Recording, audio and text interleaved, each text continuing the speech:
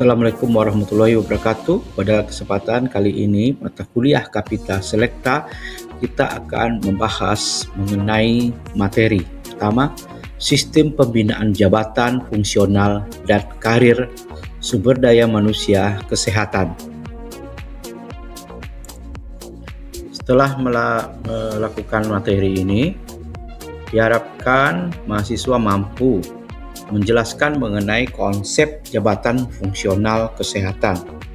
Jadi,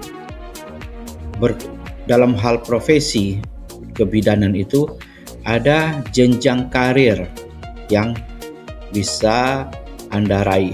Yang kedua, mampu menguraikan sistem pembinaan JFK, Jabatan Fungsional Kesehatan, sesuai dengan regulasi terkini. Jadi aturan-aturan itu tentu saja diperbaharui terus. Yang ketiga, mampu menganalisis jalur karir SDM di Indonesia. Jadi Anda sebagai bidan, Anda sudah terbayang di mana jalur karir Anda ke depannya dengan mempelajari jalur karir sebelumnya dan juga aturan-aturan yang ada. Kemudian mampu mengidentifikasi peran Direktorat Jenderal Sumber Daya Manusia Kesehatan dalam pengembangan karir. Jadi Ditjen SDMK itu berada di bawah Kementerian Kesehatan. Kemudian mampu mengaplikasikannya dalam studi kasus yang nyata.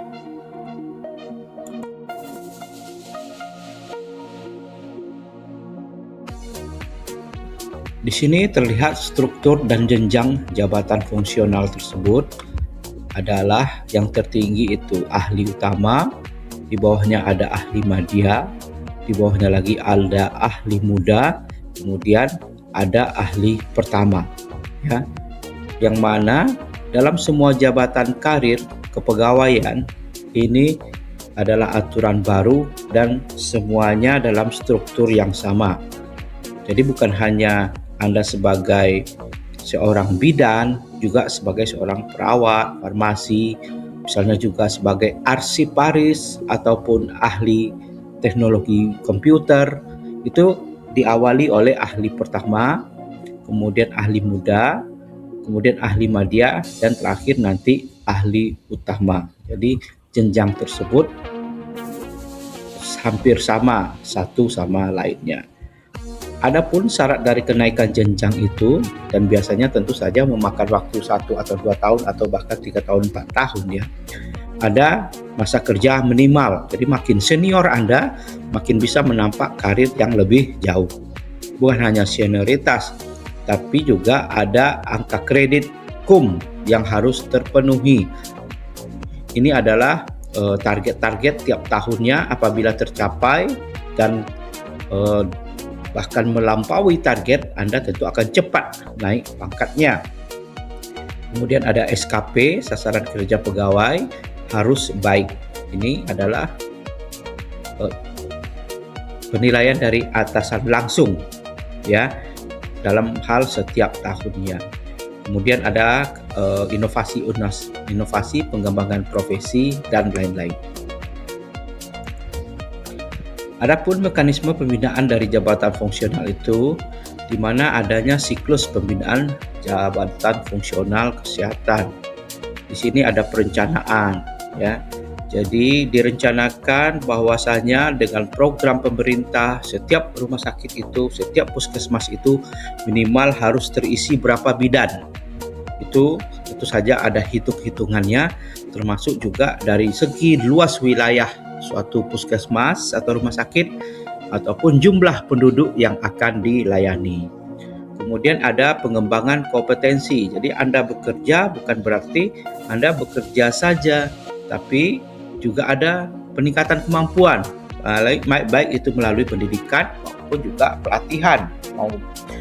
Ada juga institusi tertentu di Kementerian Kesehatan yang akan melatih Anda untuk mencapai kemampuan yang lebih tinggi, misalnya keterampilan tambahan sesuai dengan perkembangan teknologi informasi. Kemudian pendidikan berkelanjutan, ya seperti Anda tahu setelah D3 ada D4, ada S1, S2, doktoral, profesor, dan seterusnya.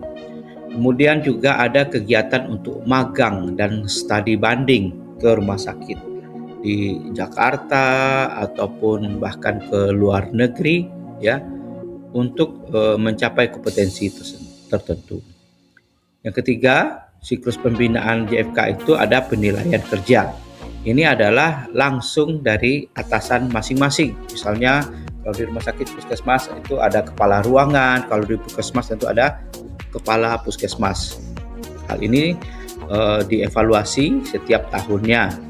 Begitu juga penilaian angka kredit. Angka kredit ini adalah banyaknya target ataupun capaian pelayanan Anda. Misalnya berapa penanganan pasien per bulan yang harus Anda targetkan. Kemudian ada uji kompetensi secara berkala untuk mengukur kemampuan Anda dalam waktu-waktu tertentu.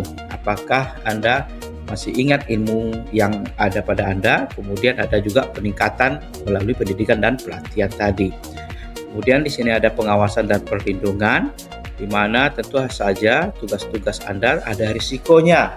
Misalnya ada protes dari pasien dan lain-lain, dan semuanya sudah ada perlindungan hukum profesi dari Kementerian Kesehatan. Berikut sistem informasi SDM Kesehatan, tentu saja dengan jumlah pegawai Kementerian Kesehatan yang jumlahnya itu ratusan ribu, perlu sistem informasi ataupun digitalisasi aplikasi. Dalam pembinaan karir ini ada platform SIS-DMK ya, Sistem Informasi Sumber Daya Manusia Kesehatan. Ini terintegrasi berfungsi dalam hal pendaftaran, kemudian verifikasi data nakes pendaftaran, kemudian adanya capaian-capaian dari tenaga kesehatan untuk peningkatan karirnya. Kemudian ada pemetaan distribusi geografis. Nah, ini ada kesempatan untuk pindah tugas, misalnya ikut suami ataupun ingin meningkatkan karir ke tempat yang lebih baik dan lain-lain. Kemudian ada tracking angka kredit dan kinerja. Semuanya dilakukan secara transparan. Kemudian ada informasi lowongan dan penugasan. Nah, terkait juga dengan ini ya. Peningkatan karir, misalnya ada lelang jabatan di tempat tertentu ya, Anda kalau memenuhi syarat bisa menjadi kepala puskesmas di daerah lain, kepala dinas di daerah lain, ada lelang jabatan. Kemudian ada pengembangan kompetensi online. Jadi banyak sekali pelatihan-pelatihan di Kementerian Kesehatan yang menggunakan aplikasi online ya, sehingga Anda tidak perlu jauh-jauh untuk pelatihan ke Pulau Jawa. Cukup di depan laptop 2 kali 2 jam dalam sehari selama 2 minggu Anda bisa mengikuti pelatihan. Manfaat dari SIS-DMK ini adalah data yang akurat untuk perencanaan. Kemudian transparansi proses kenaikan jabatan, tidak ada pilih kasih, semua punya kesempatan yang sama. Efisiensi administrasi kepegawaian, jadi semua dilakukan secara paperless atau tanpa kertas, lebih hebat, lebih cepat.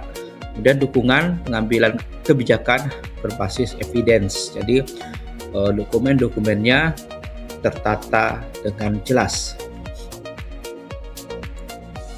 Adapun tantangan dalam pembinaan karir SDM kesehatan itu biasanya adalah distribusi yang tidak merata. Karena orang masih enggan atau takut untuk bertugas di wilayah yang jauh, dan kadang-kadang tanpa listrik, tanpa fasilitas yang baik. Jadi di sini distribusi tidak merata. Adapun solusinya ini adalah dengan menambah insentif atau gaji untuk tenaga kesehatan di wilayah terpencil. Kemudian ada program Nusantara Sehat. Ini adalah program kontrak ya untuk tenaga kesehatan ditempatkan di daerah terluar dan jauh. Adapun dengan honor yang lebih besar, kemudian diberi kesempatan untuk menjadi PNS dalam waktu beberapa tahun tertentu. Kemudian juga diberi kesempatan untuk menaikkan pendidikannya dengan melalui tugas belajar. Biasanya ini diprioritaskan. Kemudian tantangannya keterbatasan kuota kenaikan jabatan, karena namanya jabatan makin tinggi makin naik, itu tidak semua orang bisa berkarir dengan jabatan yang lebih tinggi ya. Ada kuotanya, harus ada. Misalnya kuotanya cuma 2 orang ya, yang beri kesempatan 10 orang harus menyingkirkan yang 8 orang gitu ya. Jadi harus bekerja dengan baik, intinya seperti itu.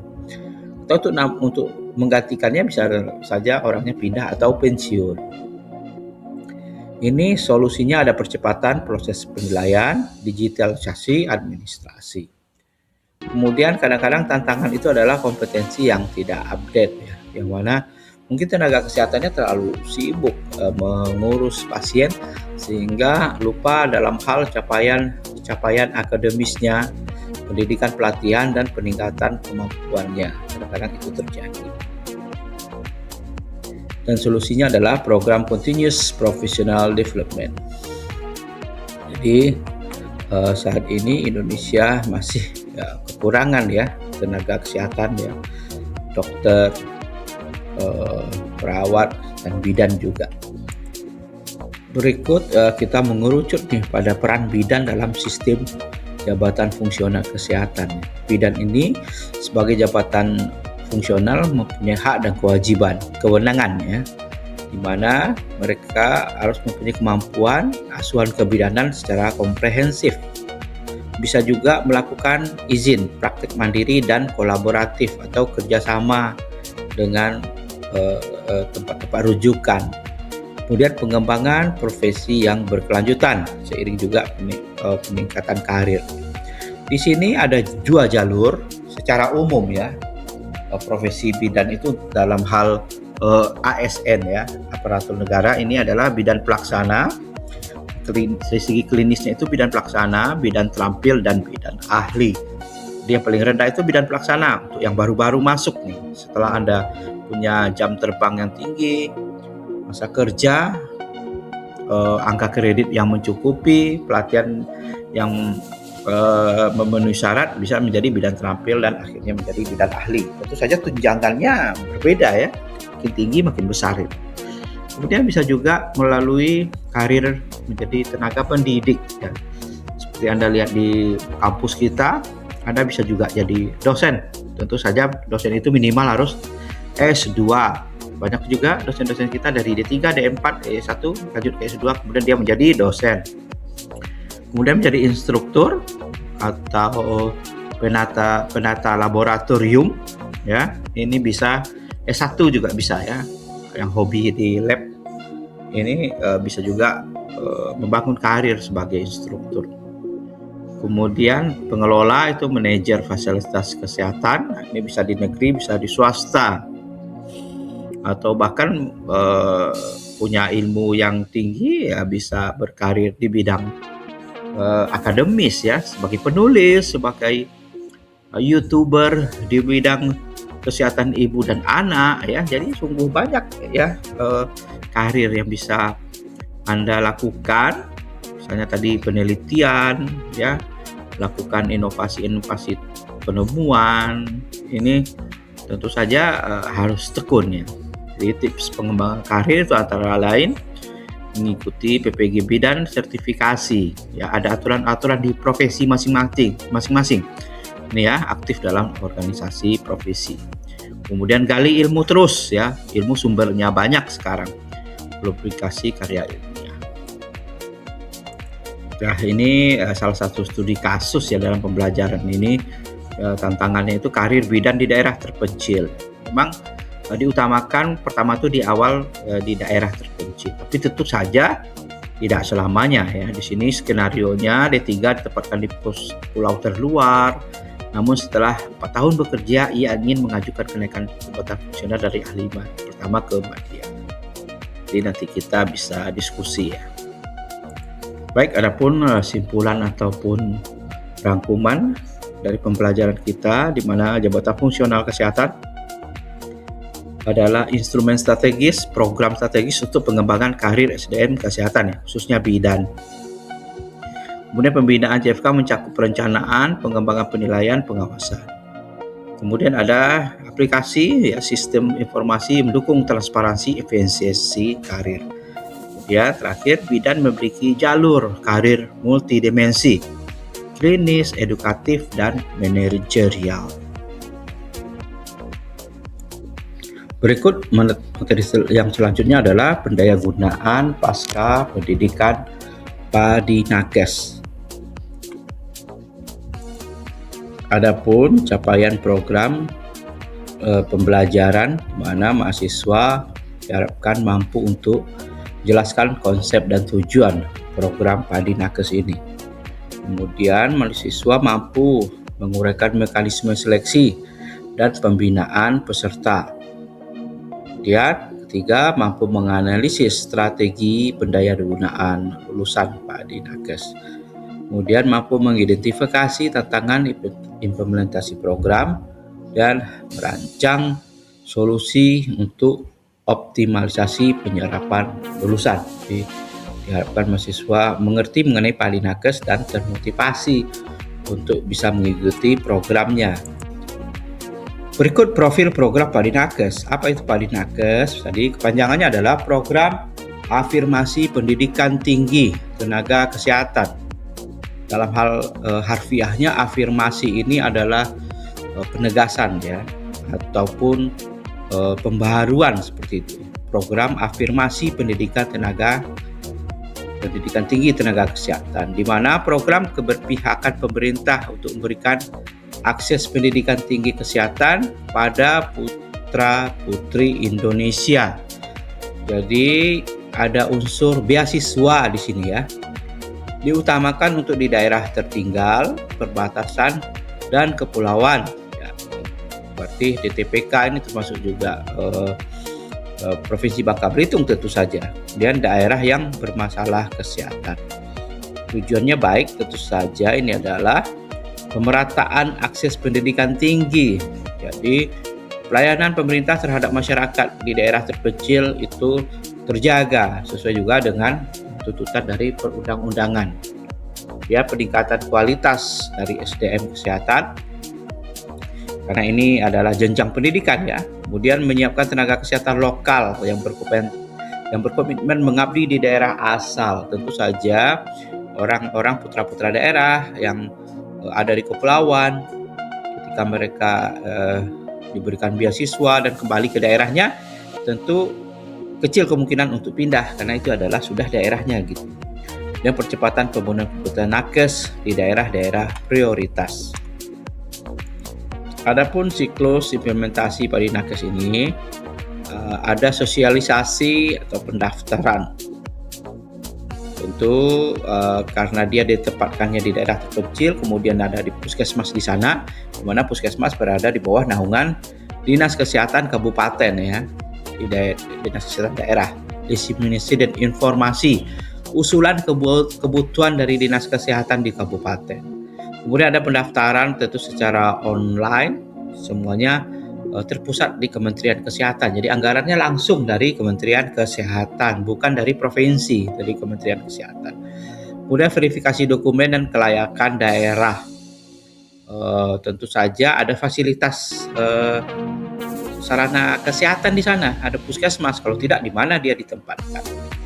Kemudian tentu saja program yang bagus ini ada seleksi dan penetapannya, ada tes akademis, wawancara, ini lihat motivasinya apa, punya daya juang tidak, kan ini ya bukan orang sembarangan ini ya mau berkomitmen di daerah terpencil. Dia peserta ditetapkan oleh Direktorat Jenderal Sumber Daya Manusia Kesehatan. Yang pendidikan dan pembinaan, jadi sebelum dia bekerja dikembalikan ke daerahnya, bisa jadi dia adalah siswa SMA ataupun siswa kebidanan, perawatan yang ingin ditingkatkan kemampuannya. Kalau dalam hal ini bisa jadi beasiswanya itu penuh ya, ada SPP, tunjangan hidup dan buku ya, tempat kos-kosannya juga gitu. Tunjangan hidup berarti apa? Makan dan tempat tinggal, akomodasi ya. Kemudian pendampingan akademik dan karakter. Berarti ada pendampingnya dari Ditjen SDMK. Kemudian ada magang terarah di daerah asal. Jadi di daerahnya sendiri juga setelah dia melalui pendidikan di perguruan tinggi, magangnya juga di daerah asal gitu. Kemudian penugasan dan pendayagunaan, ya penempatannya di fasilitas kesehatan, masa pengabdian minimal 2 kali masa studi. Kalau masa studinya 3 tahun, berarti minimal 2 kali 3, 6 tahun. Jadi tidak ditempatkan di sana sampai seumur hidup, sampai mati juga tidak ya. Ada klausulnya 2 kali masa studi, dan tentu saja ada jenjang karir di sana dan digaji oleh pemerintah. Kemudian hak dan kewajiban peserta afirmasi, program afirmasi ini adalah ada beasiswa penuh SPP, juga ada akomodasi, tunjangan hidup dan buku. Kemudian ada buku dan juga ya seperti pulsa internet ya, begitu ada juga ya.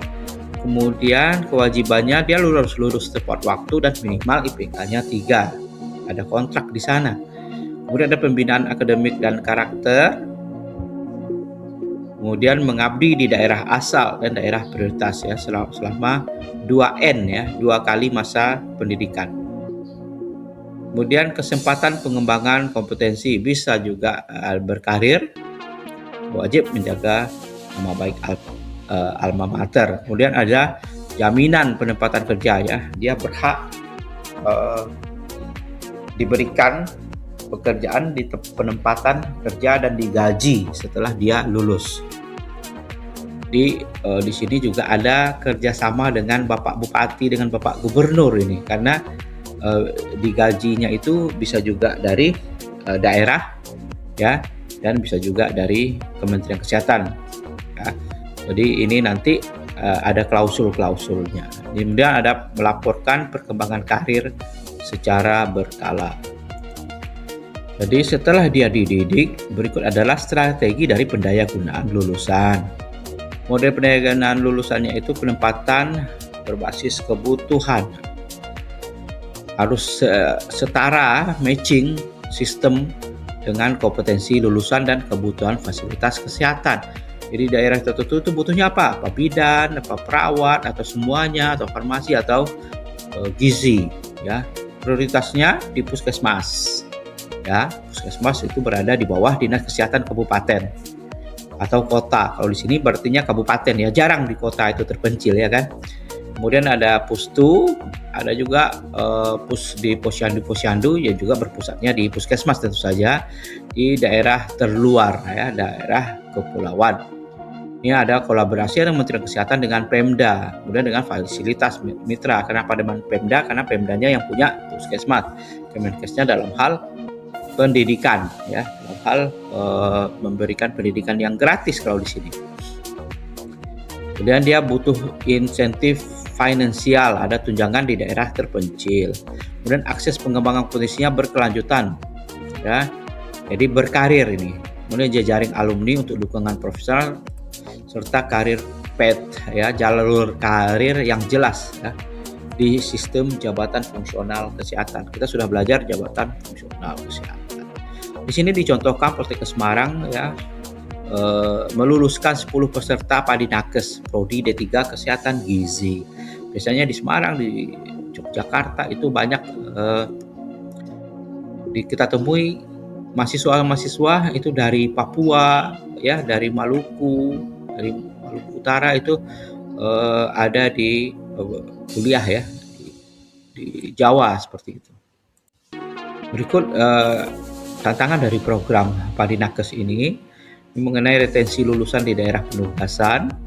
Solusinya itu harus berbasis kinerja dan masa bakti ya, fasilitas hidup yang layak di daerah. Jadi harus ada fasilitas kesehatannya juga, akses listrik tentu saja ya. Kita tidak tega juga kalau ada nakes di daerah yang sangat terpencil sehingga listriknya nggak ada, internetnya nggak ada juga, ini susah ya. Kemudian kesiapan fasilitas kesehatan menerima lulusan. Ini adalah tantangannya, karena fasilitas kesehatan ini untuk menerima lulusan tentu saja ada sumber-sumber gaji mereka ya dari Pemda. Kita tahu pemerintah daerah kadang uangnya itu terbatas ya. Kemudian penguatan infrastruktur dan supervisi klinis.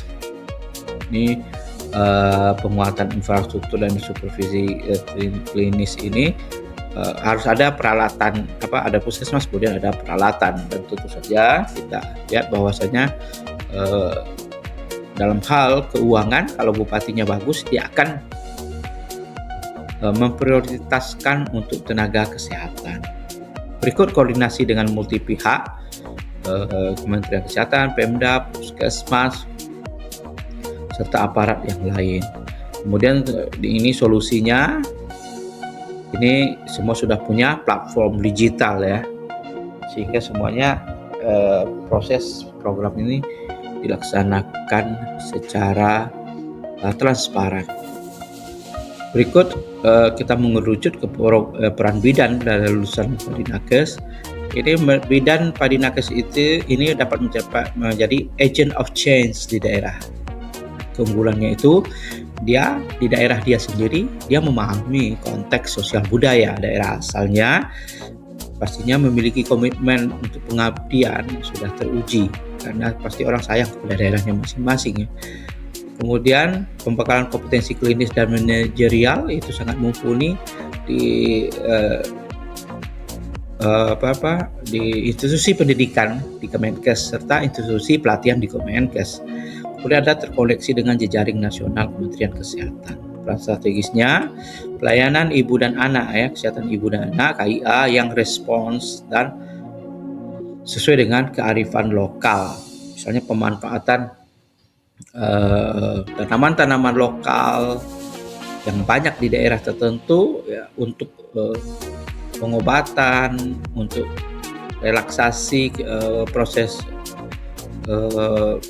persalinan dan lain-lain.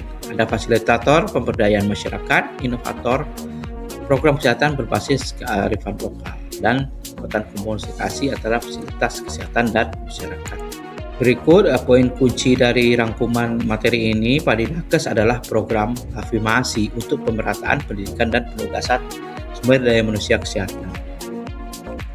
Keberhasilan program bergantung pada sinergi Kemkes, Pemda, fasilitas, serta masyarakat yang membutuhkan. Jadi masyarakat ini perlu mendukung adanya tenaga kesehatan di tempat dia, harus melindungi mereka, memberikan layanan terbaik ya pada tenaga kesehatan yang ditempatkan di sana.